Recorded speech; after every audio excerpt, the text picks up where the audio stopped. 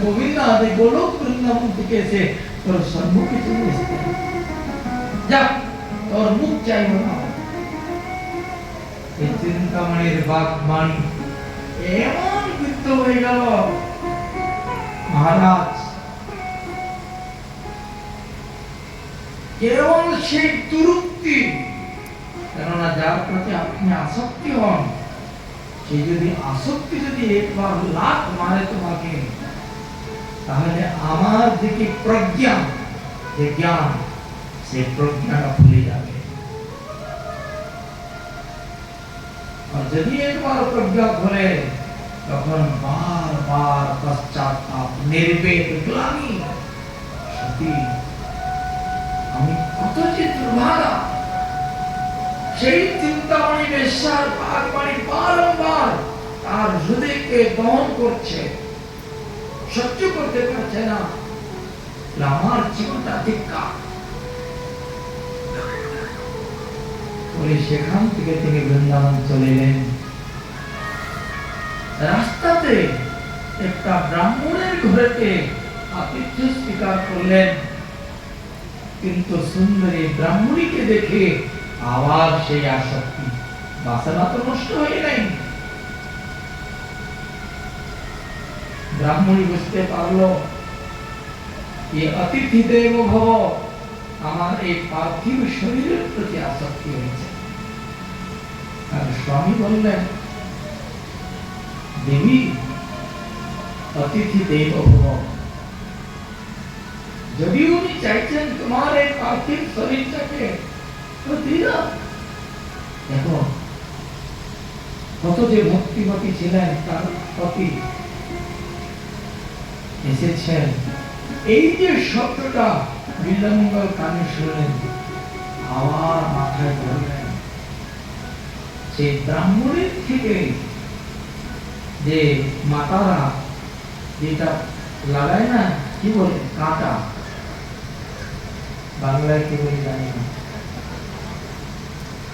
বললেন সেই তুই যে কাঁটা দাও না কেন না দাও ভোজন করলেন না তিনি জন্মান্ধ ছিলেন না বিল্লামঙ্গল और তার সম্মুখে দুইটি নেত্রকে নষ্ট করে আমি হরিভজন করতে বৃন্দাবন থেকে গেছিলাম তুমি আতিথ্য স্বীকার করে আমার নালায়ক থেকে জীবকে তুমি অত ভোজন করাইলেন কিন্তু আপনার যে কি ভাবনা আর আমার কি কত মন্দ ভাবনা এই নেত্রের দ্বারা বিষয়ে প্রবেশ করছে আমি শরীরকে রাখবো না নষ্ট করে দিবে বলে নষ্ট করে দিলেন আর ব্রাহ্মণী যত প্রার্থনা করলেও বিল্লামঙ্গল থাকলো না আর মহান নির্বেদ তখন হাত করে হে দেব হে দয়িতা হে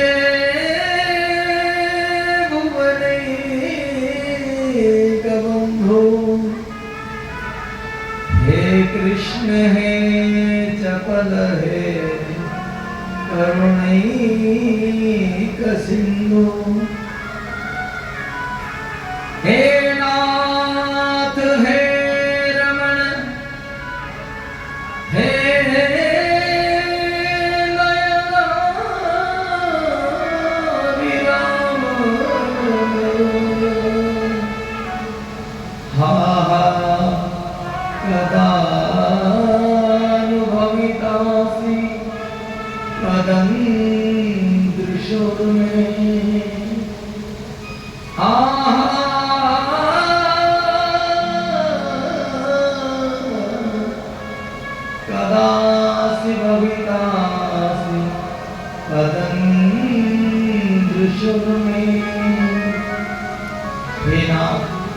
हे दैत्य हे भुवनी कबंधो कब मैं इन नेत्रों के द्वारा आपने दर्शन करो और जब वृंदावन में प्रवेश किया एक गड्ढा में गिरने वाले थे तब तक ठाकुर जी आकर के पकड़ेंगे ठाकुर जी पकड़ने से पहले बिल्लमंगल ठाकुर जी ने जो कि लाला के हाथ को पकड़ लिया, कहने लगे बाबा बाबा तू ये गड्ढा में गिर जाता है। अच्छा हाँ लाला तेरो नाम कहाँ है? मेरो नाम गोपाल है। तेरो काम क्या है? ना गायन को चरानो मेरो काम है। तेरो पिताजी को नाम नंद राय है, तेरी मैया को नाम। तेरे बाबा तू तो हमें वकालती पढ़ा रहे हो, जैसे वकील पूछता है हमारी कैया बड़ी दूर चले गई है तो हमें छोड़ दे छोड़ दे छोड़ दे। बिल्लमंगल ठाकुर पहचान लिए ये और कोई नहीं है, ठाकुर जी है, पहचान लिए। परंतु आज जिस प्रकार एक वृद्ध गजराज के कलशे के किशोर सिंह और बलाती ठाकुर जी ने श्री बिल्लमंगल जी के मुट्ठी से अपने हाथ को निकाल करके चला गया, निकल के चला गया। उसी समय बिल्लमंगल ठाकुर जी ने ठाकुर जी से चैलेंज दिए, हे नाथ कि हाथ छुड़ाए जाते हो निवल जाने के मोहे। हमें निर्बल समझ करके आप हाथ छुड़ा के निकल गए। हृदय जब जाओगे सबल दिनों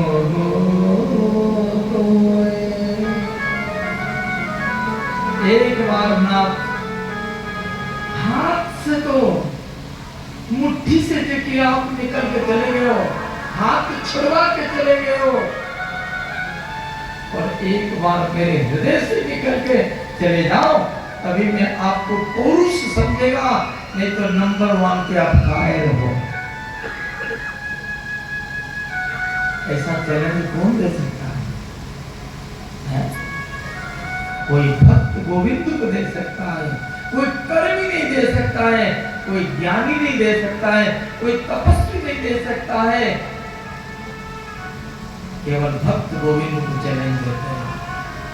हस्तमुत्किप्यदातोसि बड़ा कृष्ण किमद्भुतं हृदयात्तदिदासोसि पौरुषं गणयामि ते।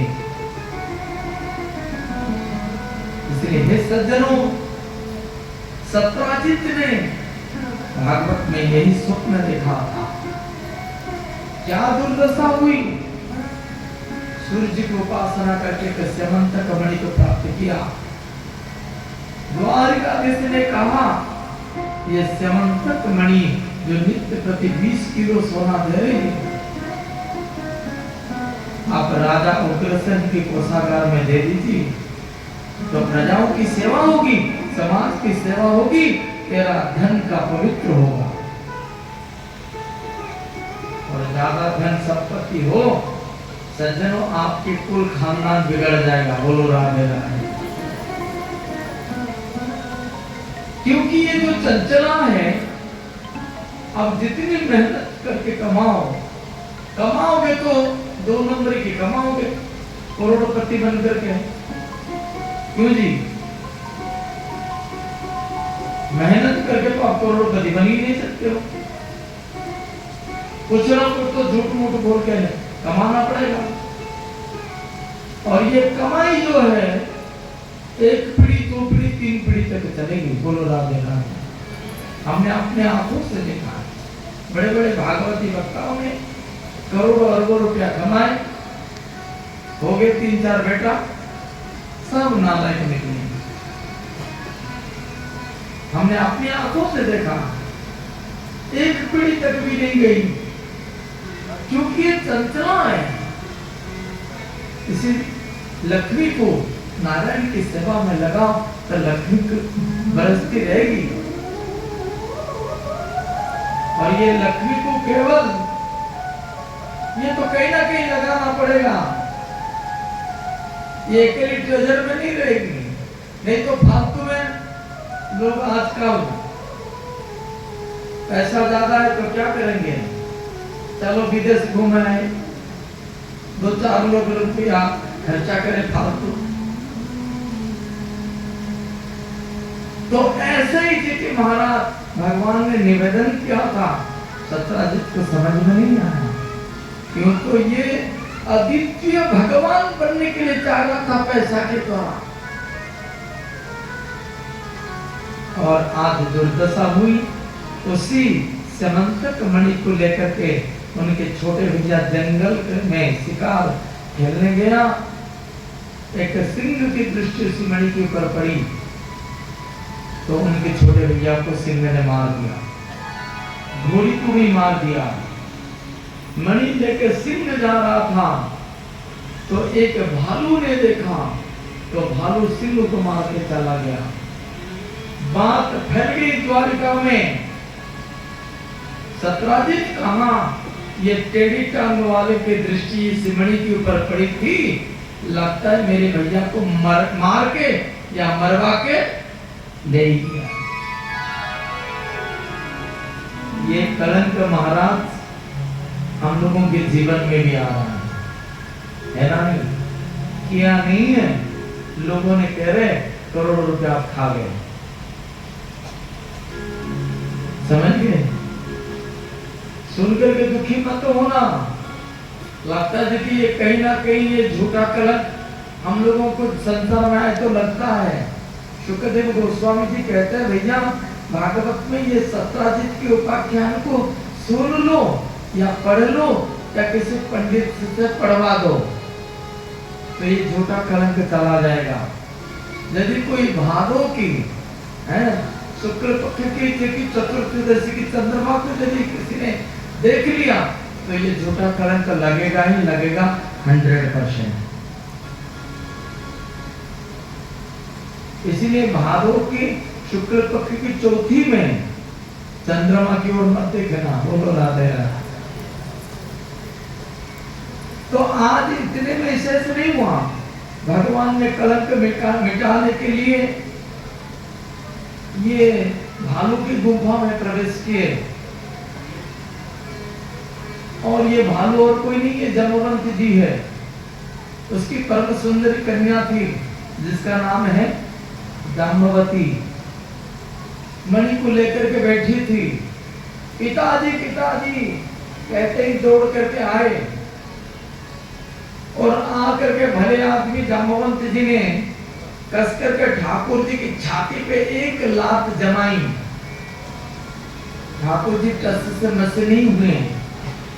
जब दूसरी लात जमाने के लिए आई तो ठाकुर जी ने लात से बचा दिए और लड़ते लड़ाते 26 दिन निकल गया, नॉन स्टॉप दिन और रात। 27वां दिन में द्वारकाधीश जी ने कस करके एक मुक्का उसके मोड़े पे जमाई तो महाराज उसकी नस टूटने लगी। तो उसी समय हाथ जोड़ के कहने लगे महाराज जाने तुम सर्वभूतानां प्राण ओजसोवरम, मैं जान गया आप और कोई नहीं है, आप दुर्वादल श्यामल राघवेंद्र सरकार हो।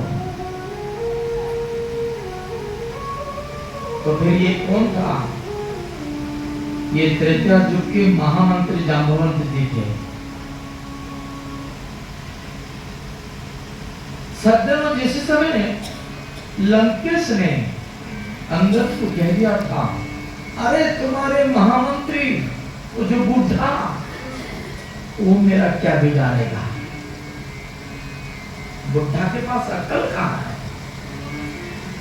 और अंगद जी ने आकर के महामंत्री जाम्बवंत जी को कह दिया मेघनाथ और रावण ने आपको बुढ़ा कहा। हमको बुढ़ा का ठीक है, खजान दो। महाराज बुढ़ा को बुढ़ा कह दो तो बड़े गुस्सा आता। और आज राम रावण के युद्ध में जाम्बवंत जी ने रावण को एक चट्टा से धूल चटा दी और मेघनाद को 1 लात से मारा, पछाड़ दी। तो मन ही मन विचार कर रहे, प्रभु को ये दोनों पापी को बंद करने के लिए इतनी पापड़ क्यों गल गई, जिसको हमने तो खेल खेल में की धूल चटा दी। इसलिए ठाकुर जी की बलिष्ठ बुद्धों को देख करके महामंत्र की इच्छा हुई, यदि एक बार हाथ दोहा तो होता तो वीर रस को आस्वादन करता। तो ये तो मर्यादा पुरुषोत्तम है। यदि हमारे ब्रज के लीला पुरुषोत्तम होते, आजा बेटा आजा, चाणूर मुष्टि की तरह बुला लेते, परंतु ये तो मर्यादा पुरुषोत्तम है। इन्होंने कहा कि महामंत्री जी इस अवतार में तो नहीं, परंतु कृष्णावतार में अवश्य होगा, और आज हो गया। दौड़ते हुए गए आरती की थाली लेने के लिए। भगवान जी कहने लगे, भले आदमी, तुमने लाख और घापों से इतनी पूजा कर दी 26 दिन तक, और कौन सी थाली लेके जा रहे हो जी आरती उतारने के लिए? हैगो बहुत हो गया, मुझे कलंक मिटाना है, इसलिए ये समंत का मणि दो। तो जाम्बवंत जी कहने लगे, नाथ, हमसे ये मणि प्राप्त हुई है, इसकी गवाह कौन देगा? इसलिए जाम्बवंत जी को विवाह करिए और दहेज के स्वरूप में मणि लेके जाइए। बोले श्री जाम्बवंत जी बिहारी लाल की। और आज ठाकुर जी ने मणि को लेकर के आए, और जिस सत्राजित ने भगवान के साथ टक्कर देना चाह रहे थे, समाज में एक प्रतिष्ठित व्यक्ति बनकर के दुनिया से अपना पूजना चाह रहे थे, और आज लोगों ने छी छी कर रहे, थूक रहे, क्योंकि बिना कारण से ठाकुर जी के ऊपर जो कलंक लगाया था, और इतना अपजस्व हो गया। फिर सत्राजित विचार करने लगे, ये मेरे ऊपर जो लगे हुए कलंकों को कैसे मिटाऊं, हुई हुई प्रतिष्ठा को कैसे पाऊं, खोया हुआ सम्मान को पाने के लिए सर्वगुण संपन्न अपनी परम सुंदरी कन्या की सगाई हो गई थी सतधन्वा के साथ। बिना बताए सतधन्वा को अपनी कन्या को द्वारकाधीश के साथ विवाह करा दिया। बोलो राधे राधे।